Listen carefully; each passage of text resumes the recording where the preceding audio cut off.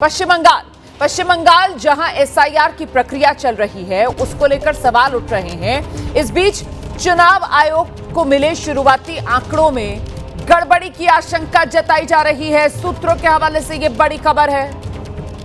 2200 से ज्यादा बूथ पर एक भी मृतक या डुप्लीकेट वोट नहीं मिले हैं।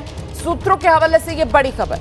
करीब 5600 बूथ पर मृत डुप्लीकेट वोट 10 से भी कम मिले हैं। तो ये एसआईआर की प्रक्रिया जिस तरीके से पश्चिम बंगाल में आगे बढ़ी है उसको लेकर कुछ सवाल हैं। चुनाव आयोग को जो शुरुआती आंकड़े मिल रहे हैं उसी में गड़बड़ी की आशंका है। सूत्रों के हवाले से ये बड़ी खबर। सीधे आपको लेकर चलेंगे। हमारे साथ हमारे सहयोगी अंकित गुप्ता इस वक्त मौजूद हैं। अंकित, विपक्ष एसआईआर को लेकर लगातार हमलावर है, कटघरे में चुनाव आयोग को खड़ा कर रहा है, लेकिन पश्चिम बंगाल वो राज्य है जहां एसआईआर को लेकर सवाल इस पूरी प्रक्रिया पर खुद बीजेपी की तरफ से उठाए गए हैं। और ऐसे में अब ये जो आंकड़े सामने आए हैं जिसको लेकर गड़बड़ी की आशंका, सूत्र क्या बता रहे हैं? अंकित गुप्ता। रोमाना, जो जानकारी निकल के सामने आई है, चुनाव आयोग के अधिकारियों से हमारी बातचीत हुई है और ये जो जानकारी निकल के सामने आई है ये चौंका भी रही है। और इसी वजह से जो केंद्रीय चुनाव आयोग है उसने राज्य निर्वाचन अधिकारी से कहा इस मामले में रिपोर्ट दें कि आखिर क्या ये मुमकिन है। लेकिन रोमाना, ये आंकड़ा क्या है? आंकड़ा ये है कि 2200 से ज्यादा ऐसे बूथ जहां पर एक भी मृतक वोटर नहीं है, एक भी ऐसा वोटर नहीं है जो कि ट्रांसफर हुआ हो या जिसका जो डुप्लीकेसी हो वोट्स की। अब आप खुद समझिए, 2200 वोट बूथ ऐसे, और एक बूथ पर अगर आप 1000 वोटर भी औसतन ले लेते हैं तो ये संख्या हो जाती है 22 लाख।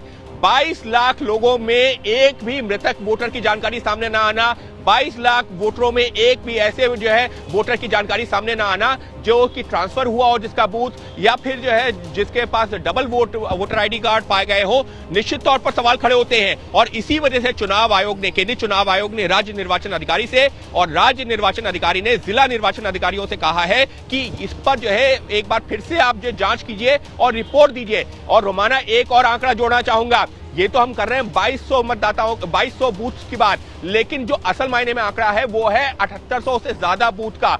वहां क्या है, यानी कि 2200 प्लस 5600 बूथ ऐसे पाए गए हैं, जैसी हमको जानकारी मिली है, जहां पर जो मृतक मतदाता हैं या फिर जो जिनके वोट डबल थे या ट्रांसफर हुए हैं, कहीं पर 1 है, कहीं 2 है, कहीं 4 है, कहीं 5 है। यानी कि इन 5600 में अधिकतर बूथ ऐसे हैं जहां पर जो ऐसे मतदाताओं की संख्या 10 से भी कम की है। अब आप खुद सोचिए, 56 लाख प्लस 22 लाख, 78 लाख जो लोगों में क्या ऐसे गिने चुने ही लोग होंगे जिनकी मृत्यु हुई है? क्योंकि यह महत्वपूर्ण क्यों है रोमाना, ये भी अपने दर्शकों को बता देते हैं। जब तो मतलब बिहार में चुनाव आयोग की तरफ से क्या कहा गया है? क्या बाकायदा निर्देश दे दिए गए हैं कि यहां पर प्रक्रिया को दोबारा किया जाए? अपडेट क्या है? जी बिल्कुल, अपडेट यही है कि केंद्रीय चुनाव आयोग ने राज्य निर्वाचन अधिकारी से कहा है कि ऐसे तमाम बूथ जहां पर इस तरीके की आशंका जो सामने आ रही है कि प्रक्रिया सही से नहीं हुई है, वहां पर आप फिर से यानी कि एक रिव्यू कीजिए। जो एसआईआर की प्रक्रिया हुई है, जो फॉर्म डिजिटाइज किए गए हैं, उनको रिव्यू कीजिए। उस मामले में जो है जानकारी राज्य निर्वाचन अधिकारी के पास आएगी और वो केंद्रीय चुनाव आयोग के पास भेजी जाएगी, क्योंकि निश्चित तौर पर तो मतलब 7800 बूथ पश्चिम बंगाल में जहां पर रिव्यू होगा एसआईआर की जो प्रक्रिया हुई है, 2200 वो बूथ जहां पर एक भी मृतक या डुप्लीकेट वोटर नहीं पाया गया, 5600 वो बूथ जहां पर जो मृत या डुप्लीकेट या रेजिडेंस चेंज वाले जो भी वोटर पाए गए हैं वो 10 से कम है। तो ये आंकड़ा बन जाता है 7800 का। 7800 ऐसे बूथ पश्चिम बंगाल में जहां पर हमारे सहयोगी अंकित गुप्ता बता रहे हैं कि साहब रिव्यू किया जाएगा एसआईआर प्रक्रिया का। बहुत धन्यवाद आपका अंकित इस तमाम जानकारी के लिए।